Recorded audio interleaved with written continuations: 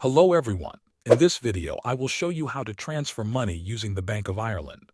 First, make sure you have the Bank of Ireland mobile app installed on your phone and that you are registered for online banking. Open the app and log in using your details. Once you are logged in, look at the bottom of the screen. Tap on the option labeled Payments.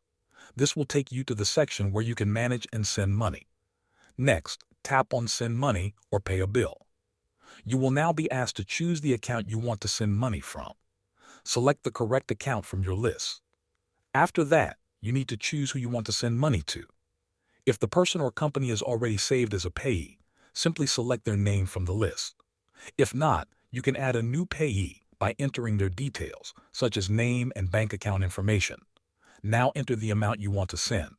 Double-check the number to make sure it is correct. You will also be asked to choose when to send the payment.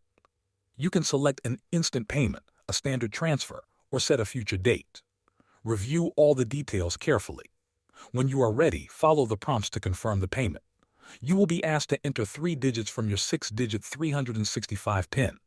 Then swipe on the screen to approve the transfer. Your payment will now be processed. Thanks for watching.